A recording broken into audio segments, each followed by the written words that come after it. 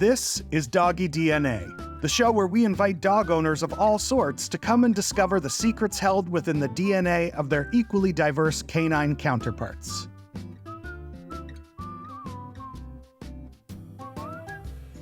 Be prepared for surprises as we reveal their DNA results to learn about their lineage and provide a historical context for their individual behaviors, personalities, and abilities.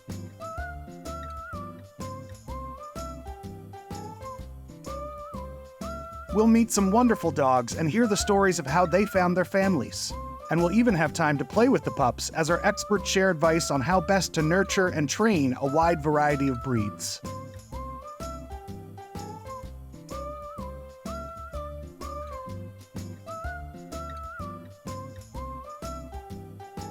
So sit, stay, and let's get to know humanity's furry best friend with Doggy DNA. Prepare to be surprised by Tony, an incredibly chill dog who loves to sniff everything in his path. Tony loves to sniff. 1 kilometer could take us an hour. Next, witness the impressive journey of Freya. Her remarkable focus highlight her dedication and sharp mind. She was really, really sweet and a little bit spicy. Yeah. So we liked her attitude. Daisy. Indoors, she's calm and relaxed. Outdoors, she transforms into a ball of energy, fanatical about her bird chasing. She's so quirky. Like, she loves people. Everybody loves her. She's a great time.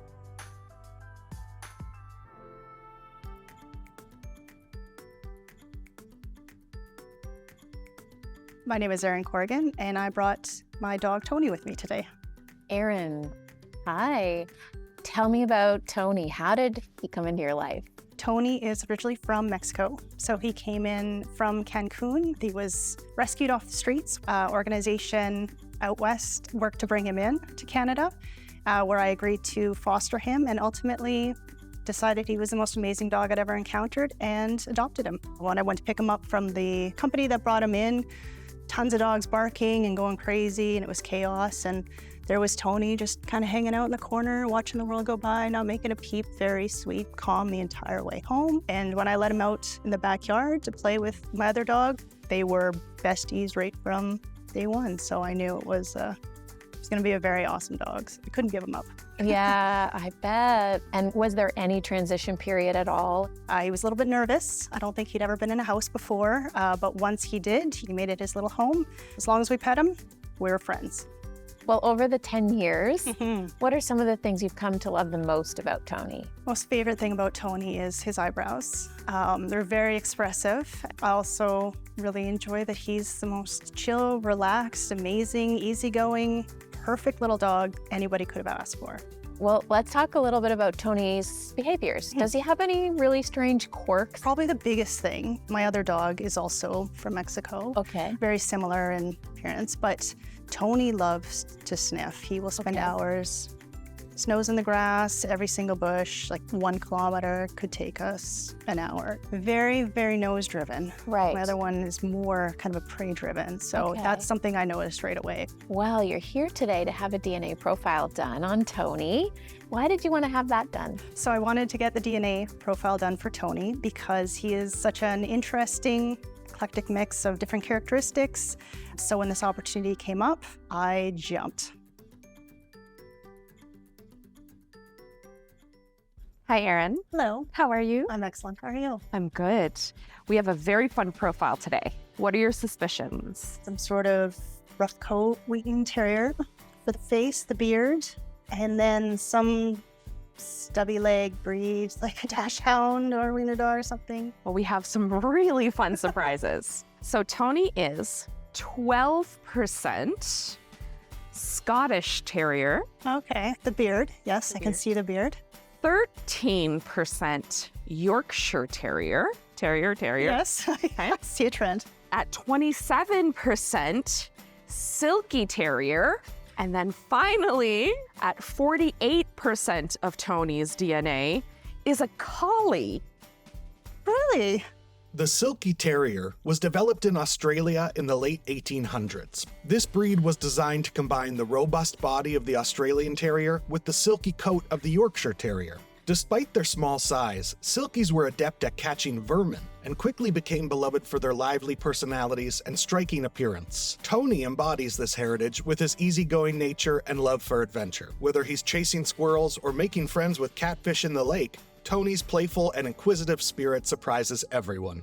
Very surprising that Collie was the majority. It tied pretty closely to some of the traits that I'd always written off as maybe just terrier-like, so that was the coolest part for sure. And you said he has very terrier-like behaviors. What are those? So he absolutely loves to sniff.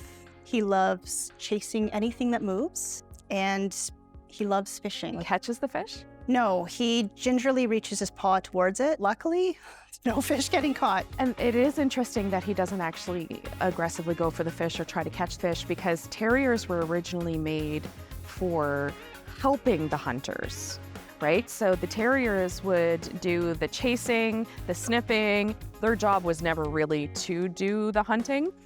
And the collie is also not known for doing any kind of significant hunting. They're herders. He was actually rescued off the streets because he would chase motorcycles and anything loud. Still, if anything loud goes by, he doesn't go for the vehicle, he'll go for the wheels. And he's always staring at the wheels. That's major herding behavior. So the collie will herd by doing that intense stare, the chasing, and they often go down low on the sheep and do nipping at their heels to get them moving or going to where they want. It's all coming together. It's all coming together, yeah. A lot of the terriers are really fun to have in your home because they are very loving. They can be stubborn. Have you seen that? Honestly, I've not seen that. He very much goes with the flow. He also was a rescue, right? So who knows? He's probably just so thankful that he found you. And whatever you say goes. Yeah, that's right, that's right. And so how long have you had him? Had him for 10 years now. How was that journey in regards to training him? So I've actually done no training with him. He has been an angel since day one. He listens when I call. He breaks, so he's got recall. And that just Without happened? training, yeah. I'm telling you, he's Okay. an amazing little dog. And terriers often do really good in work like agility and stuff like that because they're so fast, good learners. Have you seen him demonstrate any kind of agility-like things? If he finds that there is something that can be chased in the yard, he will definitely, whatever it takes to get to that prey for sure. And have you seen any kind of that behavior where he is very scent-driven? By the lake, there is a rock pile. Once he fixates on a single rock, I will go help him and lift up that rock. And 9 times out of 10, there's something moving down there. At home, you could also do, a whole game with hiding treats around the place and tell him to go get it, and he'll sniff it out. I bet you he'd be really good at that. That would be fun. Tony has changed my life immensely. He has given me so much and asked for absolutely nothing in return, except maybe a few Timbits. He's such a unconditionally lovely, perfect little angel, so I love him. Join us as we explore Freya's genetic makeup and unlock her potential for exciting new training opportunities. Coming up next on Doggy DNA.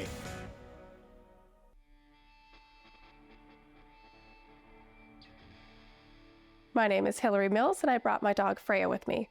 So Hillary, how did you meet Freya? Freya, she came into my life as I wanted to pursue dog sports. I'm wondering about the moment that you first felt like Freya is the dog for us. We saw an ad for puppies, and she was really, really sweet and a little bit spicy. Yes. So we liked her attitude. Yeah, was there a moment of connection for her? We had chosen her, I suppose, before we had met her. Okay. There was some males in the litter and then a few females. We also couldn't get another male because of the temperament of my other dog. She fit right in. Yeah, she fit right in. She was very special. And let's just talk about her name. Well, so it started with Odin. So we had Odin first. Yes. And for him, he kind of looked like an old man. And, the gray color, of course. Yeah. So we started there, and I think it ended up being very natural for it to be Freya. She definitely seems like a working dog. She loves to do things. Yes, absolutely. Tell me some of the things that you really love the most about Freya. Well, she reminds me a lot, actually, of a pug that I had growing up. Very different breed. but the attitude is there, the sassiness. She's very bossy, but we really like that kind of drive that she has, and she's been really fun to work with. Yeah. And do you do the agility with her? Or Yeah. does somebody? Okay. Yeah, so we do competitions, we do training classes every week, and then we have some equipment in our yard as well that we'll go out and do some training with kind of day to day. And Awesome. Yeah. Yeah. So Hillary, I'm wondering why you were so interested in agility. Is this something that you've always done with your dogs? It was something new. I'd grown up riding horses, and once I had my kids, it was a little less accessible. And one day I just looked at my dog, Odin, at the time, and he was a little overweight, and I wasn't really spending as much time as maybe I should with the breed. I ended up kind of getting interested in dog sports. I'd always been interested in training at any capacity, and as a kid I had done it briefly, but for him it was something that was more accessible. I could do it at home, I could do it in the yard, and you know, it wasn't going to cost me as much as a horse. Right. So it's something that I could do for myself. So you're here today to have a DNA profile done on Freya. Why did you want to have that done? So we wanted to get the DNA profile done because we weren't entirely sure of her heritage. She's a little bit smaller than your traditional, like, standard cattle dog. Yeah. But still very much presents 100% like the breed. So it'll be interesting to see if there is any surprises. Perhaps it might guide how I would train a little bit. Yeah. Hillary, we have the results. Do you have any final guesses on what Freya may be? Well, I mean, I'm pretty convinced she's full cattle dog, but we'll see. Yeah. Okay, well, she is 100% Australian cattle dog. Yeah.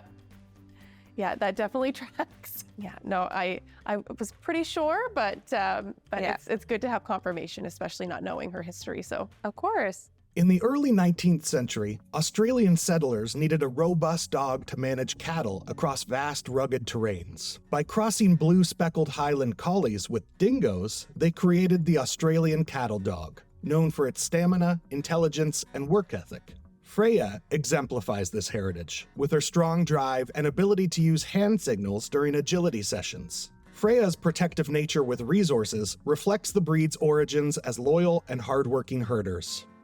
there wasn't really any surprise there because she presents very similar to the breed. So we're very happy to find out her result. I think I definitely have some work to do in terms of helping her feel calm. She's a very excitable breed, but very fun to work with. So absolutely, yeah, and there's so much awesome. potential for her. You already have such a good handle on her training, and she seems really stimulated, and that's the key to a really happy life for them. What behaviors do you see in Freya that is like a true reflection of the Australian cattle breed? She's very direct, low threshold for tolerance. She wants to kind of get down to business, and she doesn't like something, she'll let you know. Yes. Australian cattle dogs are known for their quick learning and their problem-solving skills, to the point where they're actually used for search and rescue operations a lot of the time because they're so determined. Are there any special things about Freya that makes Freya Freya? She likes to sleep under the covers. She likes to pull towels down from anywhere to roll on them, and yeah, Very interesting. she does what she wants.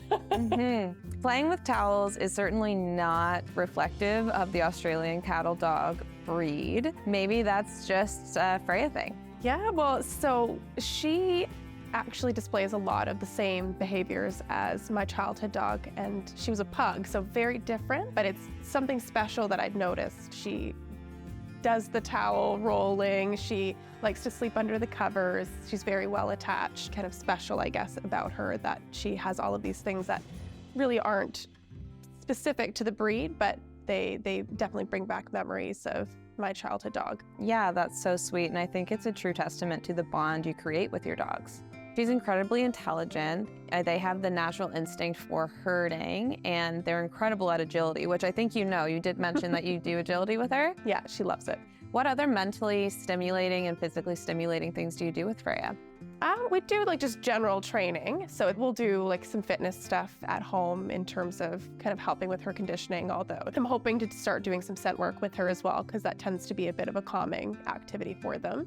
Yeah. So just to kind of counterbalance what we're seeing with the excitability, at least, and the adrenaline rush of agility versus something that's a little bit more thoughtful. So Scent work is incredible Yeah. for this breed. They really love to use their nose and to fulfill a job. So maybe on those days that you don't get to agility or any of the physical stuff, the mentally stimulating scent work inside the house can be really, really great for them. What else do you like to do with Freya?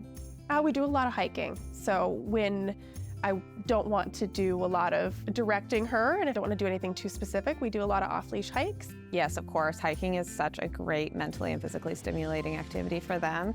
Do you find she has prey drive, like when she sees a squirrel or a deer? Yes, I can call her off of wildlife. We tend to use the prey drive as well in terms of stimulating chase and things like that when we're training. That's probably her instinctual intelligence playing a part in like her need to herd. Yeah, very stimulated by movement. A lot of people have issues with the nipping and the herding when they first get them. So unless you direct it, it can be a bit of a nuisance. Yeah, they are very trainable. Yes, so absolutely. Obviously, as you know, Freya is incredible and she's been eager to please you, I think. Absolutely. Freya has changed my life in many ways. She's a really great partner to work with, and it offers me something that I can do outside of being a mom. She is really a bit of a rock for me when, life is hard and we have ups and downs, and she's always really there. Is Daisy a bird dog or a professional cuddler? Discover the surprising truth behind her quirky personality next on Doggy DNA.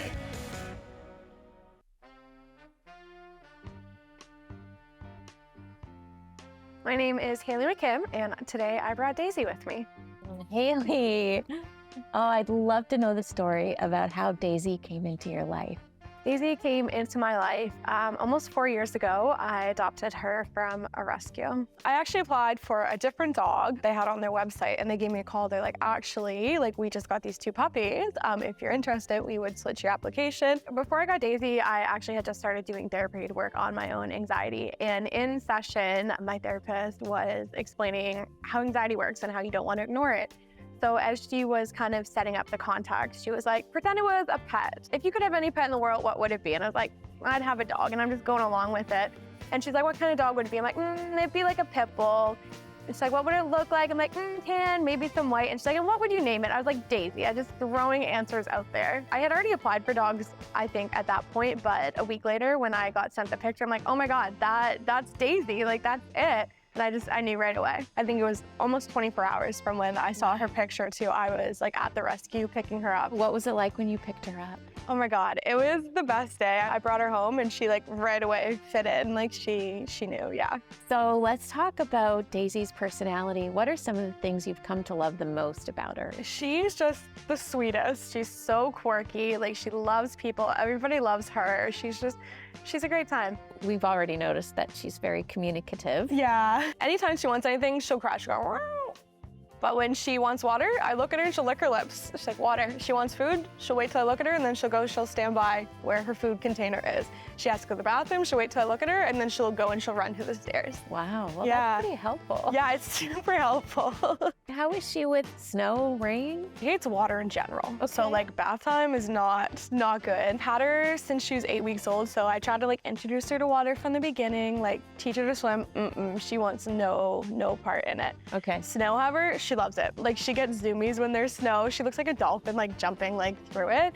Yeah. And let's talk a little bit more about some of her behaviors. She's really bird motivated, which is really weird, but if we're driving in the car and she sees a bird, she will go crazy and she'll bark, lose her mind. She will run in circles around the tree for hours, just looking for birds or squirrels up in the tree. You're here today to have a DNA profile done on Daisy. Let's talk about that. Why did you want to have that done? It's always been one of the biggest question marks in her life is what is her breed? So I wanted to do the DNA profile so we could just paint the full picture of who is Daisy.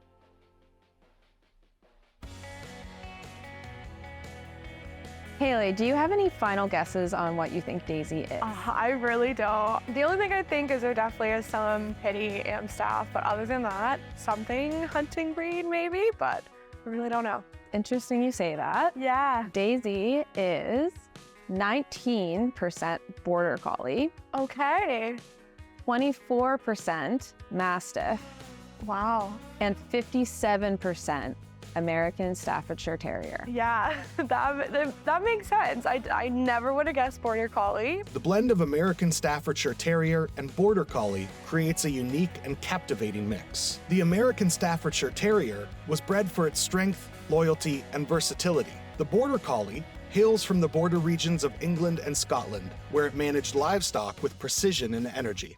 Daisy's obsession with chasing birds and her calm, friendly demeanor around other dogs highlight the American Staffordshire Terrier's courage and loyalty, as well as the Border Collie's sharp instincts and high energy.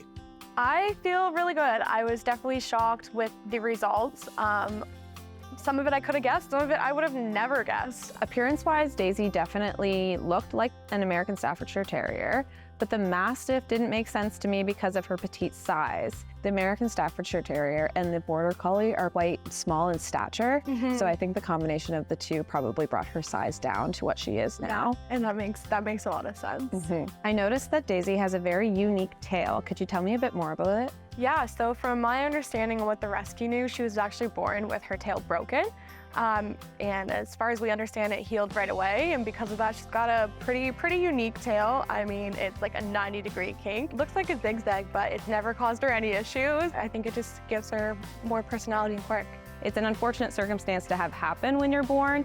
However, it's so special to Daisy today, and considering it doesn't cause her any pain, I just think it's something that Haley's going to remember about Daisy forever. What are some of your favorite behavioral traits of Daisy?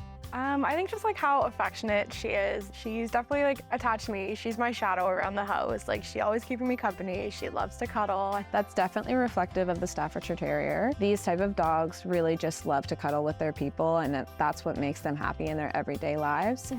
They also are quite smart, and they're very attentive to your emotions. Do you feel that Daisy knows when you're not feeling your best, or maybe when you're feeling down?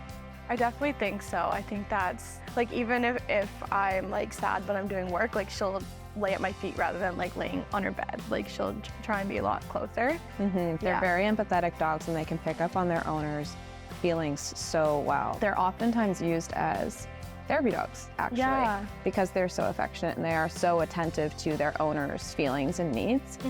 Mastiffs are very heavy bonded to their people as well, which could explain why Daisy is so clingy to you. That mixed with the American Staffordshire Terrier, I don't think she's ever going to leave your side.